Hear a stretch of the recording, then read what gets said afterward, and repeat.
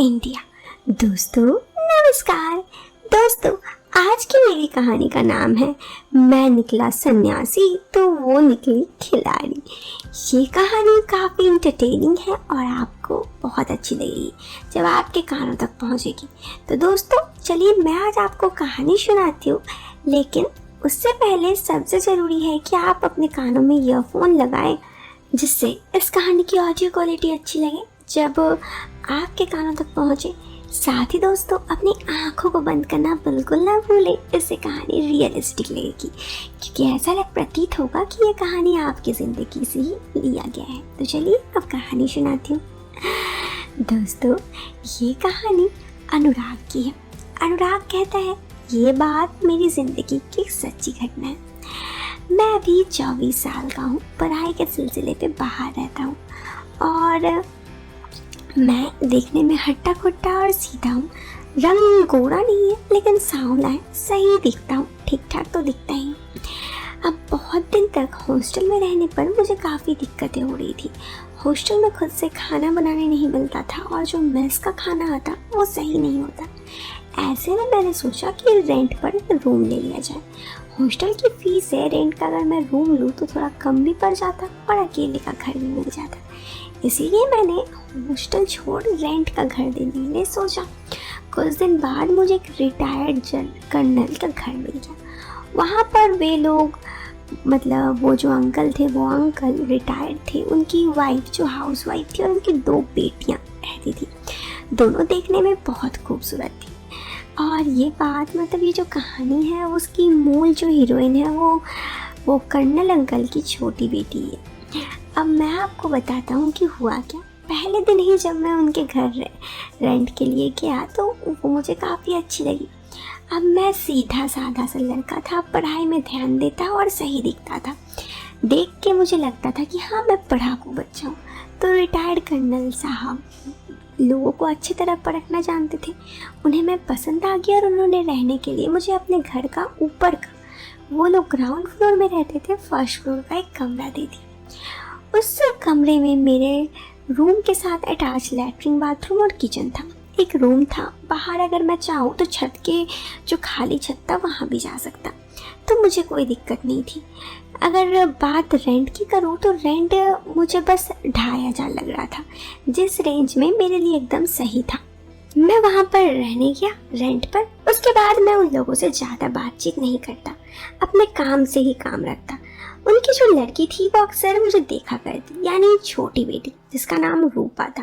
मैंने अक्सर उसे नोट किया था मुझे देखते हुए, लेकिन मैं उसे इस बात पर ज़्यादा ध्यान नहीं देता। धीरे धीरे हम दोनों एक दूसरे को देखते तो एक दिन मुझे पता चला वो मेरे ही कॉलेज में पढ़ती है, लेकिन मैंने उसे बातचीत नहीं की। वो सही लड़की थी, मैंने उसे कभी भी कोई लड़की से या फिर कोई लड़कों से ज़्यादा दोस्ती करते हुए नहीं देखा था। एक दिन कर्नल अंकल ने मुझसे कहा कि तुम और रूपा एक ही कॉलेज में पढ़ते हो। मैंने कहा नहीं, मुझे नहीं पता। उसने कहा कि अच्छा। मैंने उनसे कुछ नहीं कहा। उसके बाद उनके घर पर एक दिन कर्नल अंकल की वाइफ तबीयत खराब था। कर्नल अंकल कार नहीं चला पाते थे, तो उन्होंने मुझे कहा कि क्या तुम कार चला के ले चलोगे, हमारा ड्राइवर भी आज नहीं है। तो मैंने कहा ठीक है। फिर कर्नल अंकल उनकी वाइफ को मैं हॉस्पिटल ले गई। उसके बाद हॉस्पिटल से ले आया।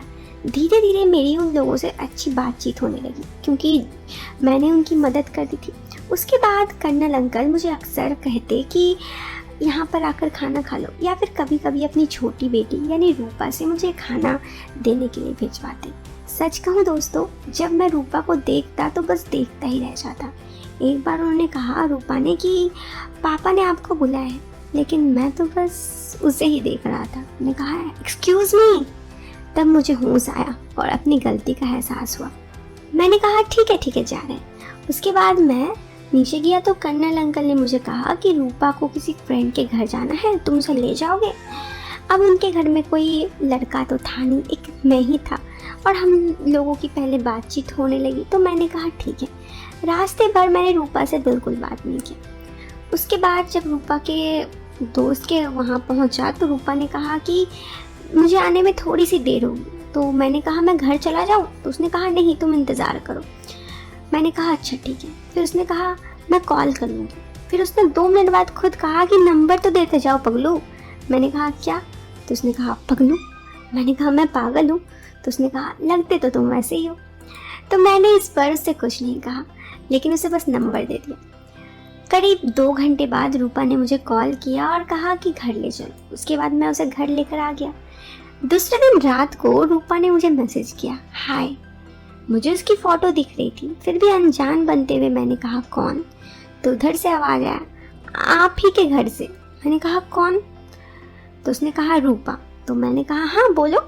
तो उसने कहा कि क्या बात है तो मैंने कहा क्या बात होगा? उसने कहा मैं आपसे कितना बात करने का कोशिश की तो आप बात ही नहीं की। मैंने कहा तुमसे पूरा आप, क्या बात है? तो उसने कहा कुछ बात नहीं है। उसके बाद मैं और रूपा थोड़े थोड़े धीरे धीरे बातचीत करने लगे और हम दोनों में दोस्ती हो गई। एक दिन रूपा ने मुझे कॉल पर यानी कि व्हाट्सएप पे मैसेज किया कि तुमने उस दिन पापा से ये क्यों कहा कि तुम मेरे कॉलेज में पढ़ते या नहीं पढ़ते मैं नहीं जानता। मैंने कहा कि देखो अगर नहीं कहता तो तुम्हारे पापा सोचते कि मैं तुम पे ध्यान रखता हूँ। इस पर रूपा ने कहा अच्छा मतलब समझदार भी हो पगलू। मैंने कहा समझदार हो तो पागल कैसे हो? तो उसने कहा पागल तो हो। तो मैंने कहा अच्छा। फिर उसने कहा अच्छा एक बात बताओ। मैंने कहा हाँ जी बताइए। उसने कहा कि तुमने उस दिन मुझे ऐसे क्यों देख रहा था तुम? मैंने कहा कब? तो उसने कहा जब मैं तुम्हें बुलाने आई थी। मैंने कहा छोड़ो, बोलूँगा तो तुम बुरा मान जाओगी। मैंने कहा बुरा नहीं मानूंगी, बताओ। उस पर उसने कहा कि बताओ ना। मैंने कहा लेकिन तुम बुरा नहीं मानोगी ना? उसने कहा नहीं बाबा बुरा नहीं मानूंगी। तब मैंने कहा एक्चुअली तुम मेरी क्रश हो, जब से तुम्हें देखा हूँ ना एक अजब से फीलिंग आने लगती है। उसने कहा अच्छा ऐसी बात है, रुको पापा को बताता हूँ। मैंने कहा पर तुमने ही तो कहा था यार पापा को नहीं बताऊंगी, क्यों बता रहे हो? तो उसने कहा मजाक कर रही थी फ्रेंड्स। तो मैंने कहा ओके फ्रेंड्स। उसके बाद धीरे धीरे रूपा से मेरी बातचीत होने लगी। इधर रूपा का एग्ज़ाम सर पे था और वो मेरे ही कॉलेज में थी। एक दिन उसके पापा ने मुझे फिर से बुलाया तो मैंने कहा हाँ अंकल बताइए। तो उसने कहा कि क्या तुम रूपा को पढ़ा दोगे, उसका मैथ्स थोड़ा कमज़ोर है। तो मैंने कहा ठीक है।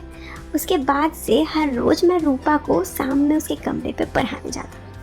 पढ़ाते पढ़ाते जानबूझकर कभी उसे टच कर देता तो रूपा कुछ नहीं कहती, बस देख कर मुस्कुरा देती। एक दिन रूपा की तबीयत खराब थी। मैंने कहा क्या हुआ है? तो उसने बोला वही लड़कियों वाली प्रॉब्लम। मुझे समझ नहीं आया। मैंने कहा क्या? तो उसने कहा समझा करो यार, और फिर मुझे इशारा किया। मैं समझ गया। उसके बाद वाले दिन मैंने उसे चॉकलेट जाकर दी। उसने कहा चॉकलेट क्यों? तो मैंने कहा सुना है इस वक्त लड़कियों को चॉकलेट बहुत पसंद होती है। तो उसने कहा लाइन मार रहे हो? मैंने कहा कि तुम तो पहले से इम्प्रेस हो, तो लाइन क्या मारूं? इस पर वो मुस्कुरा दी और कहा चल अब मैं तुमसे बात नहीं करूंगी, तुम बस यही सोचते हो। मैंने कहा गलती हो गई, सॉरी सॉरी माफ़ कर दो ना। उसने कहा मजाक कर रही थी बाबा। उसके बाद से धीरे धीरे मेरे रूपा से प्यार हो गया और फिर हम दोनों का लाइफ में एक नया मोड़ शुरू हुआ। तो इस तरह मैंने अपने रेंट की बेटी को, मतलब जहाँ पे रेंट रहता था उसकी बेटी को इम्प्रेस कर लिया।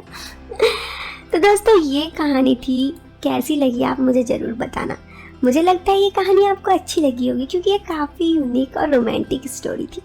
तो कभी कभी रियल लाइफ स्टोरी धीरे धीरे ही आगे बढ़ती है, इतना जल्दी नहीं। तो बस दोस्तों इस कहानी से लेती हूँ अलविदा। मिलते हैं नई वीडियो में एक इंटरेस्टिंग टॉपिक के साथ। वीडियो पसंद आए तो लाइक करना, चैनल पर पहली बार आए हैं तो सब्सक्राइब जरूर करना। चलो मिलते हैं फिर एक नई टॉपिक में इंटरेस्टिंग वीडियो के साथ। तब तक के लिए बाय, टेक केयर, बाय।